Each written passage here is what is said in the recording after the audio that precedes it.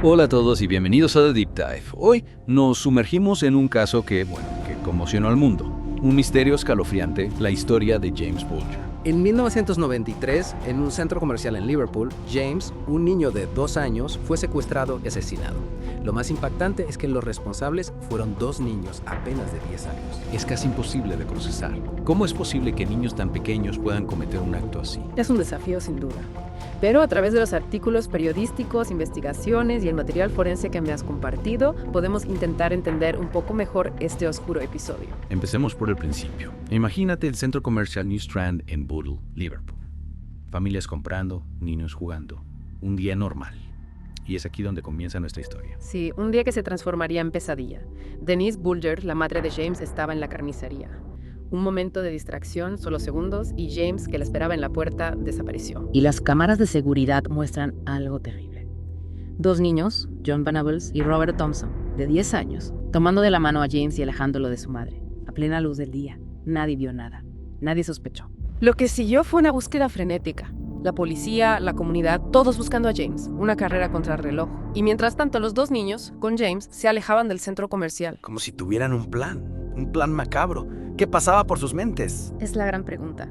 Durante 4 kilómetros, Thompson y Venables llevaron a James por Liverpool, sometiéndolo a una crueldad inimaginable. Y nadie los vio durante ese recorrido. Sí, hubo testigos. Algunos incluso hablaron con ellos. Pero, por increíble que parezca, nadie sospechó. Los niños, con una frialdad asombrosa, inventaron historias. Decían que James era su hermano. Despistaron a todos. Es escalofriante. Engañaban y manipulaban con una astucia que no parece de niños de esa edad. ¿Qué nos dice esto de ellos? Eran niños con una mente criminal. Para intentar saber, debemos analizar las pruebas. Los detalles que nos revelan la magnitud de este crimen. Hablemos de esas pruebas. La pintura azul en el cuerpo de James, las baterías, las piernas, la barra de metal. Cada detalle nos llena de tristeza y nos confronta con la brutalidad de lo que hicieron. Es difícil de comprender. Y no fue un solo acto de violencia, sino una serie de actos crueles. Un niño pequeño, indefenso, en manos de 2 chicos que parecían disfrutar causándole dolor. Le arrojaron piedras, lo golpearon, le metieron baterías en la boca. Cada detalle nos hiela la sangre. Leí que la policía incluso sospechó que le introdujeron baterías en el recto, aunque no se confirmó. Exacto. Y la imagen que más se recuerda, símbolo de la crueldad, es la de James con pintura azul en el ojo. Un acto de humillación y tortura terrible. Es difícil de describir. Y finalmente, el golpe fatal. Una barra de metal de 10 kilos que le provocó fracturas de cráneo. Se pudo determinar cuál de las heridas fue la que le causó la muerte. El forense no pudo determinarlo. La violencia fue tan extrema que cualquiera de los golpes pudo ser letal. Crueldad y saña que hacen imposible saber cuál fue el golpe final. Impotencia y horror. Sin duda. Y aquí la investigación forense es crucial para entender lo que pasó. Exacto. Las pruebas, la pintura azul en la ropa de los niños, las manchas de sangre en sus zapatos, el ADN que confirmó que la sangre en el zapato de Thompson era de James. Piezas clave para identificar a los culpables y reconstruir al menos en parte lo que ocurrió. Así es. Pero a pesar de todas las evidencias, las motivaciones detrás de este crimen siguen siendo un misterio. Esa es la gran pregunta, ¿no? ¿Qué lleva a 2 niños a hacer algo así? Una pregunta que ha intrigado a muchos y a la que intentaremos dar respuesta en la siguiente parte de nuestro Deep Dive. Nos quedamos con esa pregunta en mente. La pregunta que nos atormenta y nos impulsa a seguir explorando. ¿Qué llevó a John Venables y Robert Thompson a cometer un acto tan atroz?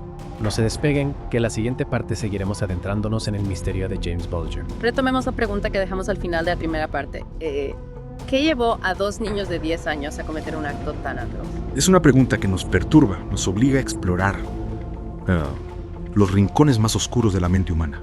¿Hay alguna explicación, algún indicio que nos permita comprender lo que pasó? Es difícil, sí.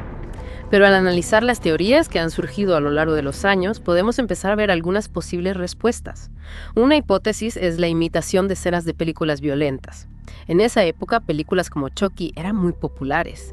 Algunos expertos creen que Thompson y Venables pudieron haber estado recreando de alguna manera algunas de esas escenas. La violencia del cine pudo influir en su comportamiento. Si es así, sería una gran responsabilidad, ¿no? ¿Cuánto pueden afectar los medios a un niño? Es un debate complejo que sigue vigente. Pero más allá del cine, hay otros factores. Algunos psicólogos apuntan a posibles trastornos no diagnosticados en los niños. Por ejemplo, se ha especulado sobre la posibilidad de que tuvieran rasgos de psicopatía, un trastorno que se caracteriza por la falta de empatía, la manipulación. Pero tan pequeños, ¿cómo podrían tener un trastorno tan complejo? Se supone que los niños son inocentes. La mente humana, especialmente en la infancia, es compleja. Hay muchos factores genéticos, ambientales. La violencia familiar, el abuso, el abandono, pueden influir en el desarrollo. Entonces, ¿la violencia que ejercieron sobre James fue un reflejo de la violencia que ellos sufrieron? Es una posibilidad. Y si le sumamos la falta de supervisión, la ausencia de límites. Hablando de límites, se habló de un posible componente sexual en el crimen, ya que a James le habían quitado la ropa. Las investigaciones confirmaron esto. No, ni los niños ni las pruebas confirmaron esa hipótesis. Es un tema que ha generado mucha controversia, pero la verdad es que nunca se pudo determinar con certeza. A pesar de las investigaciones, los análisis, las motivaciones siguen siendo un enigma. Así es. Y esa incertidumbre, ese misterio, es lo que hace que el caso siga presente. Como si, al no poder comprender, nos sintiéramos más vulnerables. Exacto. Y esa sensación de vulnerabilidad se amplificó con la reacción social. ¿Te refieres al impacto mediático? Sí, y más que eso. El asesinato de James Bulger conmocionó a la sociedad, la seguridad en los espacios públicos, la responsabilidad de los padres, el sistema judicial. Como si el caso hubiera removido los cimientos de la sociedad. Y el debate sobre la responsabilidad penal de los menores cobró una nueva dimensión. Thompson y Venables, con 10 años, se convirtieron en los asesinos convictos más jóvenes del siglo XX en el Reino Unido. El juicio, a puerta cerrada, fue seguido por todo el país. Se exigía justicia, pero también se debatía sobre la rehabilitación de los niños. ¿Cómo se resolvió? La sentencia, detención indefinida, reflejaba la gravedad del crimen. Pero la controversia no terminó ahí. Claro, la liberación de Thompson y Venables en 2001, bajo nuevas identidades, desató protestas. La sociedad no aceptaba que los asesinos de James pudieran rehacer sus vidas. La sombra del crimen se extendía más allá del caso. El sistema judicial, la familia, la responsabilidad social y el debate sobre la rehabilitación. ¿Pueden niños que cometen actos terribles ser rehabilitados? El riesgo de reincidencia. Preguntas difíciles. Lo que está claro es que el caso marcó un antes y un después. Un recordatorio brutal de la oscuridad que puede existir y de la importancia de comprender la naturaleza humana. Una tragedia que nos sigue interpelando. La violencia, la justicia, la infancia. Pero antes de profundizar, hay un aspecto que no hemos abordado. El impacto en la familia de James. El dolor de Denise Bulger, la madre de James, es inconmensurable. Perder un hijo así es una herida que no cicatriza. La búsqueda, la angustia, la confirmación de su muerte debió ser una tortura. Y luego el juicio, la exposición mediática, los detalles. El dolor multiplicado. Y no solo para Denise, para toda la familia, sus hermanos, sus abuelos. Es desgarrador. Y a pesar de los años, la familia sigue luchando por justicia, por mantener viva la memoria de James. Su lucha nos recuerda que el caso no es un hecho aislado, sino una herida abierta.